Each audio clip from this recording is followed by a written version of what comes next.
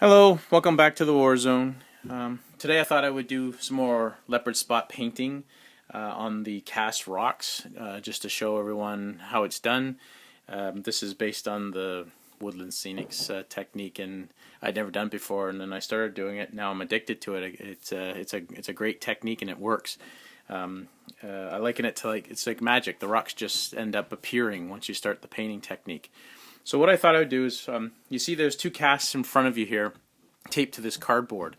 And I'm going to paint these with just a sponge brush and the colors that you see above. So we're going to start out with a little bit of the yellow ochre. Now this is heavily watered down so that it has the ability to run through the cracks, etc. So I've put a little bit of the paint into a cup, and I've added plenty of water just to give it some thinness, right? And then all I'm going to do is I'm going to take it and I'm just going to spot the rocks. Whoops. Here and there, all over, letting the paint run. And as you can see, because of how thin it is, it runs down and fills into crevices and cracks, etc. So that's the first paint. Second paint we're going to use is the raw umber. Nice brown color. What we're going to do is take this, and I'm just going to spot right over top of that in places, including the where it is with the yellow paint as well. And let that run. Actually, I need a little bit more water in it. It's not thin enough. Want to have some color. You want to be able to see it, but you don't want it too thick so that it's not doing any kind of running with all the crevices that you have in these casts. I'm just going to spot it here and there.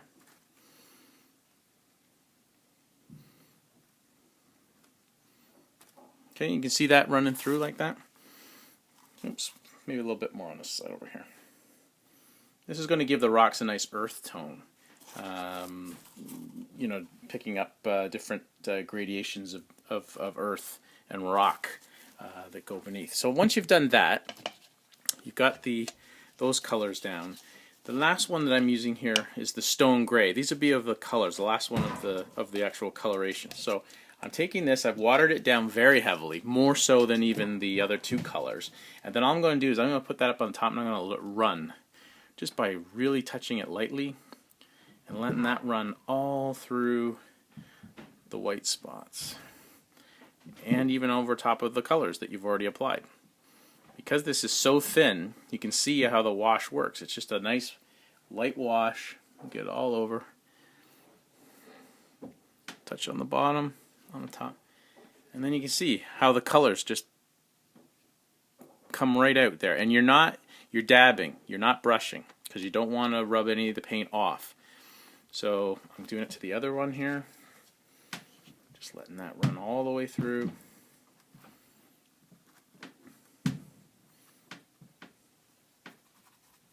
Get it on the top edge. Just doing some touch-up work on the bottom. So now you can see by the look, what I've got here is I've got rocks formations that have the yellow in the background. You can see that in the brown of the umber, but that dirt's coming through nice. It just shows that it has a different texture. It's not just all straight flat gray, and the color. The rocks have depth now, right? You can see a difference based on using this wash technique. It's dirt easy, guys, and there's no mystery to it whatsoever. Once you've done that, and normally you let it dry a bit, but just for the sake of time, I'm going to take the risk here. I'm going to use the black. The fourth to last color is a black wash. This is once again very thin, lots of water in it, and this is just going to give the rocky surface just a little bit of a pop with the shading. So what I'm just going to do is I'm just going to apply that very lightly over the whole thing. I see you can really tell how thin this is, right? The amount of paint per the water. Really thinned it out nice, just to give it a nice effect. Gets into all the cracks. That just gives it a little bit of shading, right? Which will just bring your eye right into it. Give it that real sense of realism.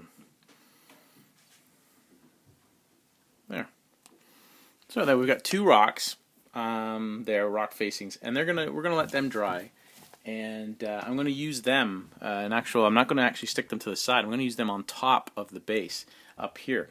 And so what I'm going to do while that is drying, we're just going to shift the camera and just show you guys what we've done since the last video, when we, of course, did some of that rock facings when we attached them. And we painted them up using the leopard spot technique. So you can see the colors of the rocks that I've done there. Lots of earth tones. I've added some additional ones, and we're going to paint those ones up as well using the same technique. The background color that you see there, that's just the Woodland Scenics earth tones, and I've used that and to paint all the way around it to give it the look of dirt. And then we're going to do landscaping over top of that. So don't get hung up on the way that paint looks, because that's just to give a base level of dirt or earth.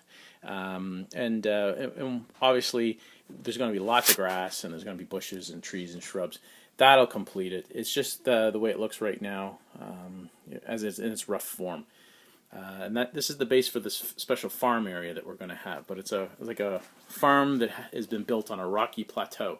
So we've added the rock facings all the way around, and they were in the last video. But as you can see, I've done the leopard spot painting technique on all of them, except for these new ones that I put down yesterday. I just felt that there was a few more that were needed, just to make it look a little bit more realistic. So we're going to paint them, get them all done, much in the same technique that you just saw. And once that's done, I'll finish painting all of the earth tone color on all of the remaining white areas. I've added a base up here. I used just wall mud to make a concrete platform for the farmhouse that's going to go on there.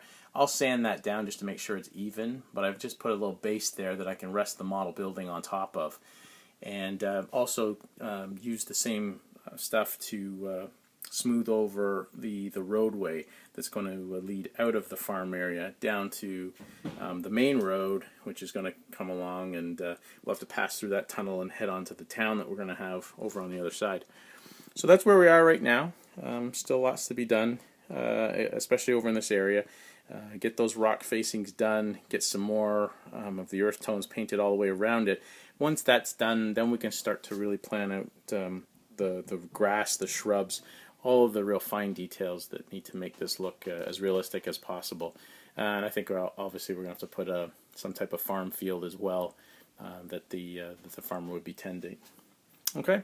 So anyhow, if you have any questions, comments, please leave them on the site, and I'll make sure I take a look and answer back anybody that is interested for any further details. But these things are all on the Woodland Scenics videos.